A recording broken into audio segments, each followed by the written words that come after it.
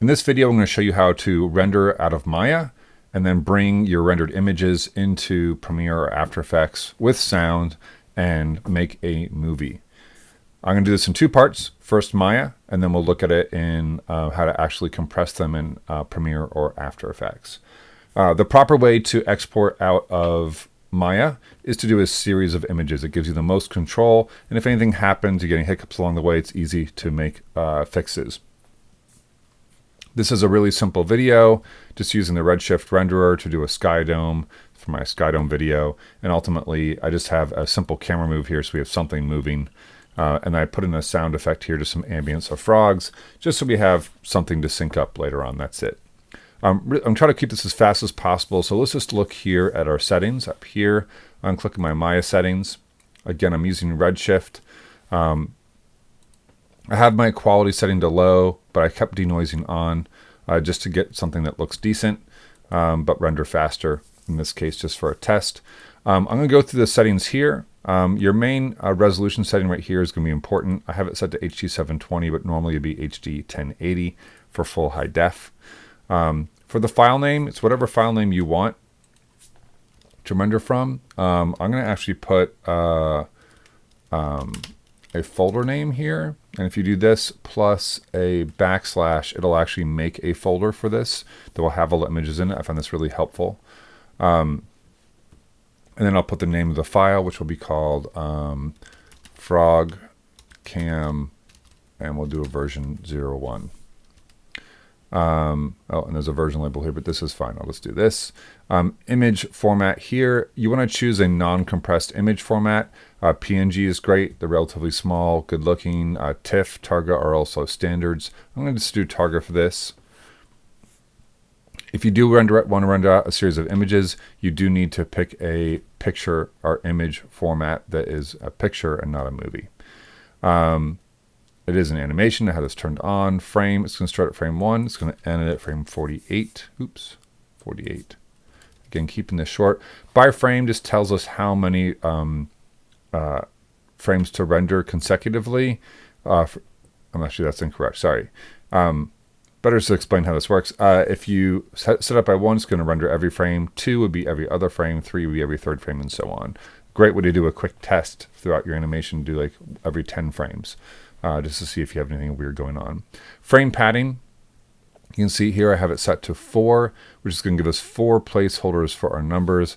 Make sure that our numbers stay in order. If this is set to say 1, then number 1 and number 10 would end up being, 1 and 10 frame would end up being exactly the same value here, and your images wouldn't line up correctly. So in this case, a value of 2 will ensure that I can render up to 99 frames and they'll stay in order. If you're ever unsure, just make this a little bit bigger. Can't hurt to have more padding, just makes your file names a little more awkward. No big deal. I'm going to leave all this alone. Renderable camera, make sure you select the right one. In this case, it is just my new camera. I got my resolution set already, and then I should be good to go. These are the right settings. When I do my my batch render, I should be good to go. And again, it's going to use my basic settings here that I have set up. I always like to save out when I'm ready, right before I'm ready to render. This saves it with the render settings. So if anything should happen, I lose the power, render stops in the middle, or I hit a bug, I can just pick back up with the exact same settings later on. All right, to render this out, I do have a project set. So I've done the set project. And I've chosen my project folder, which is this one. That also means it's going to render into the images folder here automatically. So that'll be easy to find my images. When I'm ready to start rendering, I'm just going to go over to the rendering menu and choose render, batch render option box, and then batch render and close. I should be good to go. I do like when I'm rendering or batch rendering to go ahead and turn on the script editor. This gives me an update with everything that's happening as I render. It tells me where it's put in the files. Also, if I'm working on a public computer, it lets people know that something's happening here and this computer isn't just cranking away or isn't doing anything. They can take it if I actually run out to run to the bathroom or grab food or something like that. All right, I'm going to pause while I render this out. Well, actually, I guess I'll let you see the start of it. Here we go.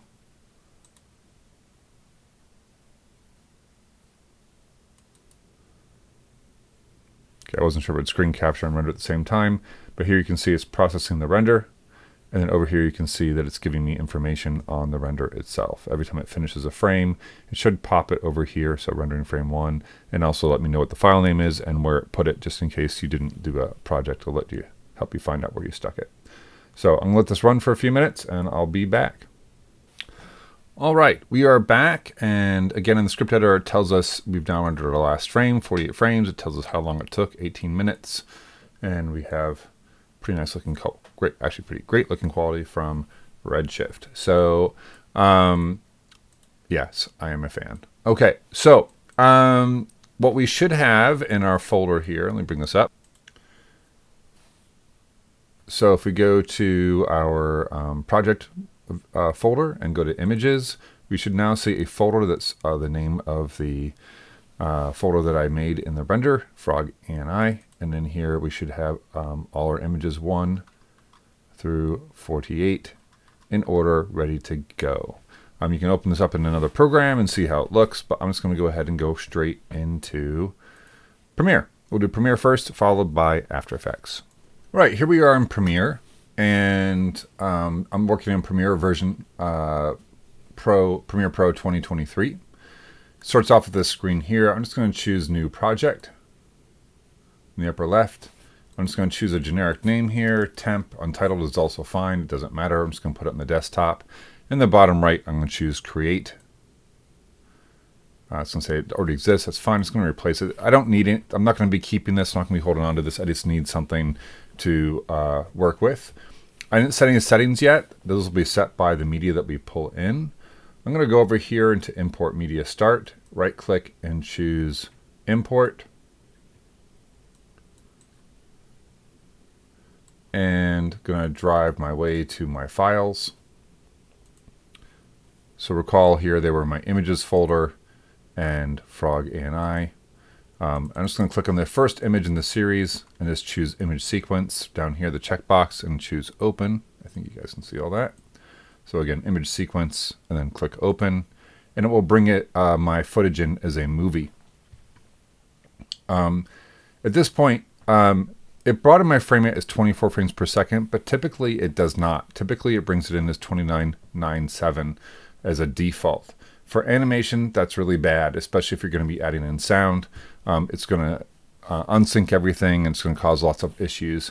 So what I want to do is, before I put in here, I'm going to assume this is 29.97.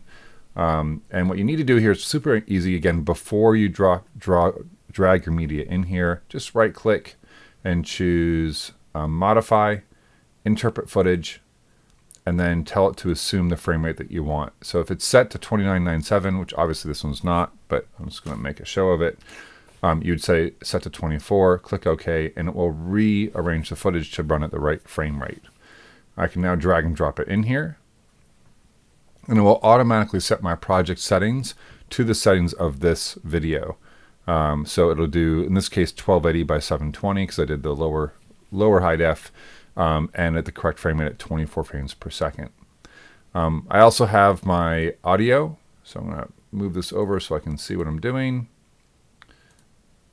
My audio is right here, so I'm just going to drag and drop this into my project folder, and I'm good to go. I can now drag and drop it into here. Now in this case, it does not, so this is audio down here, video up here. It doesn't appear to line up because actually the audio clip is much longer than my video. Much longer.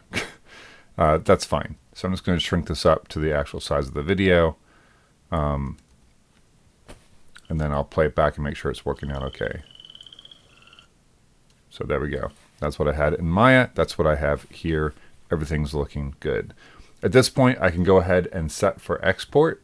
So this is good. And then choose File, Export, Media. The yellow bar here is what's going to actually export. Over here, I'm just going to set my settings. So I'm going to choose my format first. In this case, for most of our assignments that we're doing here, I'm going to be doing H.264, which is a highly compressed but really good-looking image. Really small files, really great smooth playback. It's good for just showing people stuff. Not good for master copies, but good for any other demos that you need to do. It's really nice. And for the file name, I'm just going to choose, well, actually this is fine. Well, here we'll do version 1, a little bit cleaner than that. Going to choose where to put it. So in this case, I'll stick it in my desktop. Make sure you actually set your settings correctly. Some of these settings are going to be good and some are not. You have some presets here. I prefer to just do it myself. So under the video, you go in here and just check your video settings here. So we have 1280 by 720. I could reset this and upscale it to HD, full HD, but I'm just going to leave it as this. If you were doing it for an assignment, I'd want to see full HD, 1920 by 1080. 24 frames per second. Progressive field order is correct. That means it's going to render each frame not with no interlacing. And aspect ratio should actually be 1.0. This is also correct. If any of these are wrong, just uncheck them, click here, and select the correct one.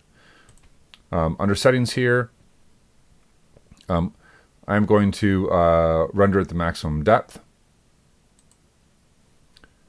and use maximum render quality. And then I'm going to slide down here a bit. Gonna let these go. Under bitrate encoding, I'm going to set this to VBR2 pass. It'll actually do one scan of the render first, just to kind of get a sense of it, and then do a second pass where it actually figures out the compression. It always gives a better compression than VBR1 pass.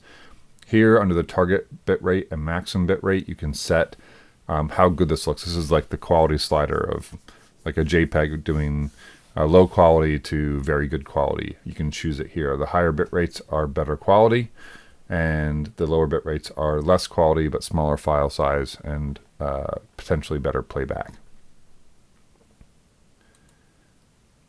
It should tell you down here your estimated file size as well, so 1.7 kilobytes. So pretty small for this one. Your maximum bit rate or your target bit rate should be like maybe 80% of your maximum bit rate, whatever that is. So if I set this a bit higher, I'm going to set this to 18 megabits per second. So I'll put this at like 15, something like that. Again, I don't actually calculate it, just something less to give a little bit of headroom for it to figure stuff out. And that's good to go in the video. And then under audio, I'm going to click on this. And for audio, if you're going to go out to H.264, AAC is probably the better one to pick. Sample rate 48 kilohertz is standard. I'm sorry, 40 kilohertz, 48,000 hertz, or 44.1. Either one's fine. And channels stereo. I do want it stereo. And bit rate generally as high as I can get away with. So I'll switch to 512. Audio is so cheap compared to video, you might as well crank it. That's all I need, and then I'm good to go to export. At this point, my settings are set. I can double check them all here, make sure that my input and output are what I want them to be. I can see this all at once, which is really nice. Estimated file size 3 megabytes, and then go ahead and just hit export. This is such a small video, it really shouldn't take that long. I always recommend once you make your video, go ahead and open that video and make sure that you're happy with it.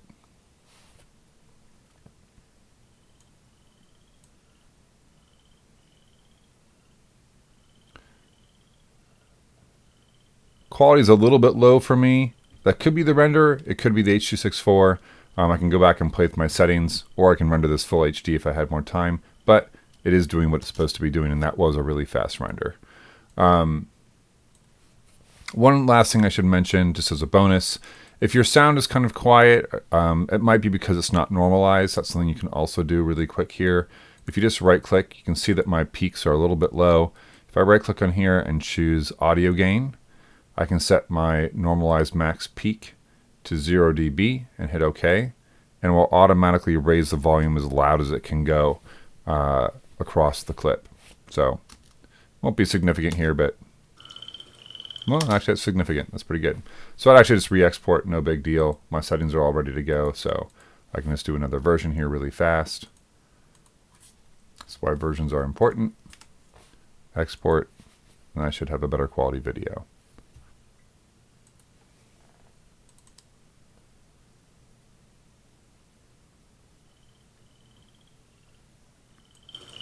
There we go. Amazing. The process in After Effects is pretty much the same. The one difference here is After Effects, as far as I know, doesn't deal with audio very much. But maybe I'll be proven wrong here. So I'm just going to hit New Project. Same thing we did with Premiere.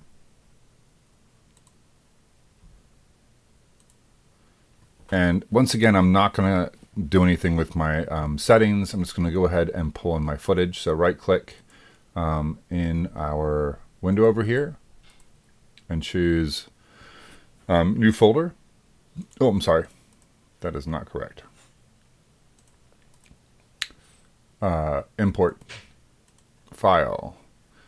And once again, drive to my main folder. Go to Images, Frog ANI, click on the first one, and it automatically recognizes it that it's a target sequence. I'll just hit Import. And I'll just use the basic settings here. So here is my footage. Once again, before you drag it in here, you'll notice it came in at 30 frames per second because a series of images doesn't have a frame rate. I'm going to right click over here and choose Interpret Footage, go to Main, and now tell it to please assume this frame rate of 24. And I hit OK. And now it should be the correct frame rate. I can now drag and drop this into my timeline, and I should be good to go. Just for what it's worth, I was able to bring in my wave clip. I think you can't just do multiple levels of audio, but I'm going to stop talking because that could be wrong too.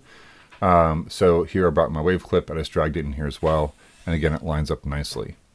To export out of After Effects, I'm going to first shrink my project down here.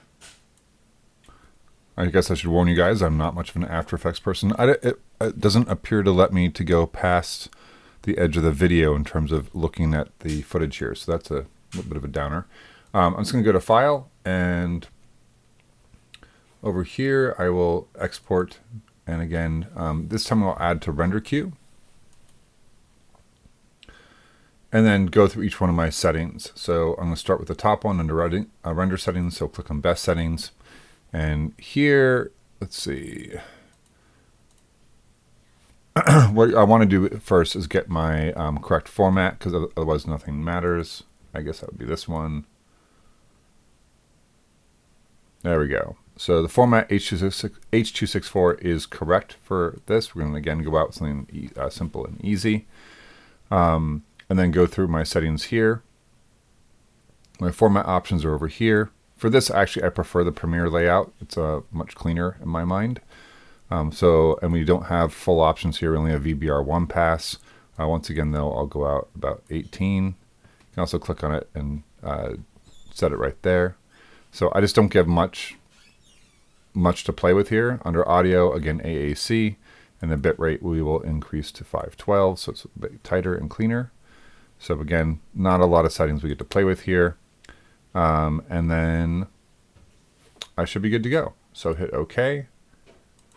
Going back here, just make sure there's nothing weird. Frame rate is at 24. And we should be good. Once you have it ready, go ahead and click on here for a file name. We'll throw it on the desktop. We'll say version 3 After Effects. And I'll hit save. And then once you're done, you can hit render and you should be good to go.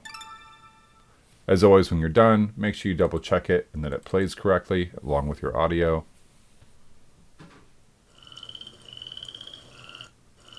And we're good to go. And same level of quality, it's the same exporter. So there we go. That's how to render out of Maya and both compress in Premiere or After Effects, whatever's your fave. Good luck. Hope that helps.